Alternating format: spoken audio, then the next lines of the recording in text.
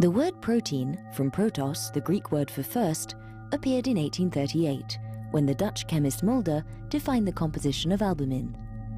The universal and diverse nature of proteins was gradually realized in animals as well as in plants.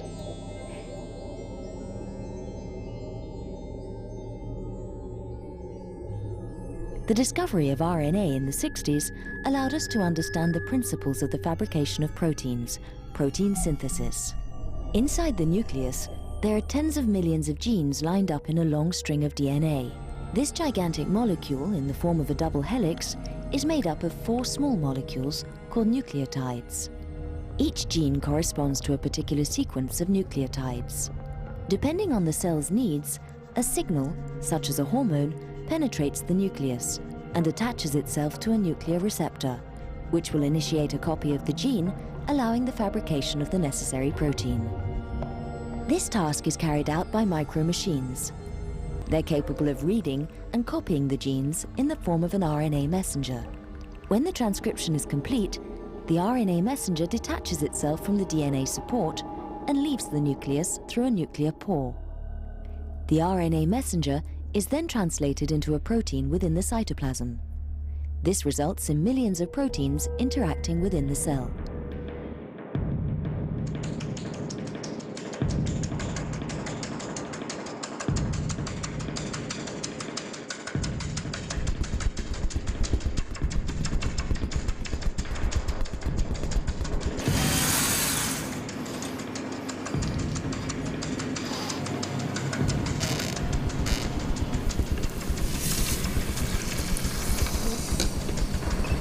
Residue was between 90 and 100, minus 90 and 90. So does this apply to this as well?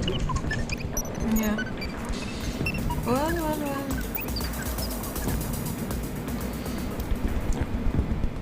Un des buts, c'est de déterminer la structure de ces molécules, pour voir comment elles sont construites dans l'espace. Parce que toute fonction est liée à une structure. Il faut que le moteur soit disposé d'une certaine façon pour qu'il marche. Donc ici, on fait de la biologie structurale. Biologie ou génomique structurale, c'est une question de taille simplement. Donc on détermine la structure de ces molécules, seules ou en partenariat, ce qu'on appelle des complexes fonctionnels.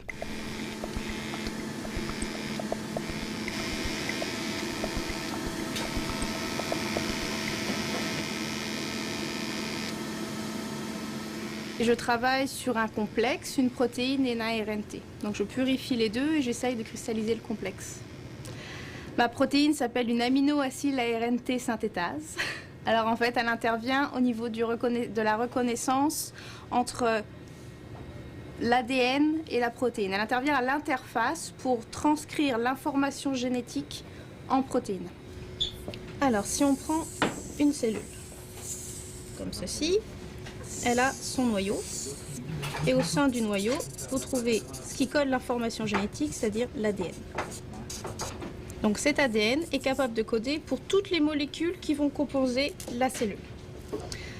Cet ADN ne sort jamais de son noyau, il est protégé à l'intérieur, et pour le décodage, en fait, une partie de l'ADN correspondant à un gène est copiée, vraiment une copie conforme, en ARN.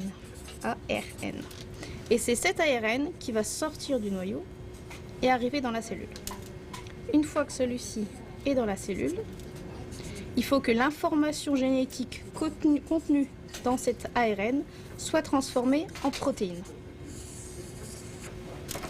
Alors pour cela, il y a plusieurs molécules qui interviennent, notamment ce qu'on appelle un ARNT, ARNT à cause de sa forme, qui fait penser à un petit T.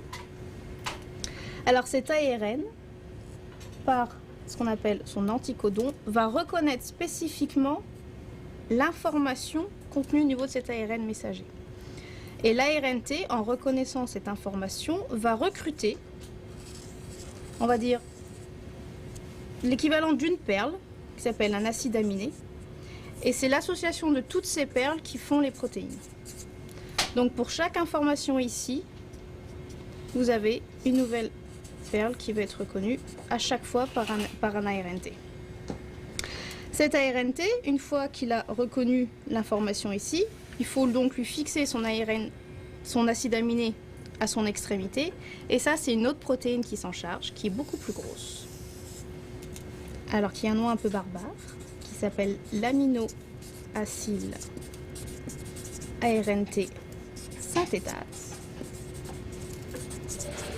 Tout simplement, c'est la synthétase, donc celle qui fabrique l'aminoacyl ARNT, c'est-à-dire qui va fixer ce fameux acide aminé sur son ARNT. Donc cette protéine est très importante dans la vie de la cellule parce qu'elle va, reconnaître le bon ARNT qui correspond à la bonne information génétique codée par l'ARN, et dans un second temps, va permettre de fixer le bon acide aminé sur son bon ARNT pour la bonne information génétique. Donc tout ce système de reconnaissance est capital et repose en grande partie sur l'aminoacide ARNT synthétase. Donc ça, c'est mon travail d'ailleurs. Je travaille sur une des aminoacides ARNT synthétase de la cellule, qu'on appelle la leucyle ARNT synthétase, qui reconnaît spécifiquement une de ces nombreuses perles. Il y en a 20 dans la cellule. Et donc mon but est d'étudier le complexe, c'est-à-dire son ARNT fixé sur sa protéine, d'étudier les mécanismes de reconnaissance entre cet ARNT et cette protéine, et les mécanismes aussi de spécificité. Et j'essaye donc de cristalliser le complexe pour pouvoir avoir accès à toutes ces connaissances. Ce que je suis capable de faire à l'heure actuelle, c'est de très bien purifier ma protéine d'un côté, de très bien purifier mon ARNT d'un autre côté. Ensuite, je les mélange dans différentes proportions et j'essaye de cristalliser l'ensemble, de cristalliser le complexe. La cristallisation, c'est quelque chose de, je dirais, presque très aléatoire. Il faut trouver les conditions dans lesquelles ce complexe va cristalliser, ce qui n'est pas simple du tout.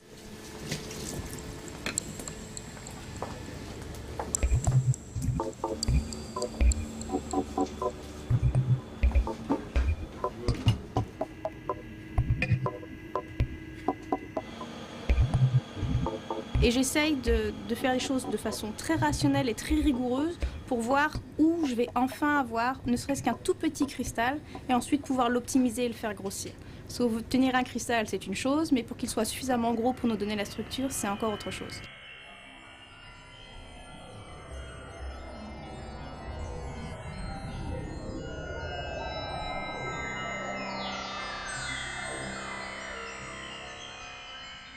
Pourquoi il met toujours à 36 milliards de décimales près là? Ouais, non, mais c'est fou ça.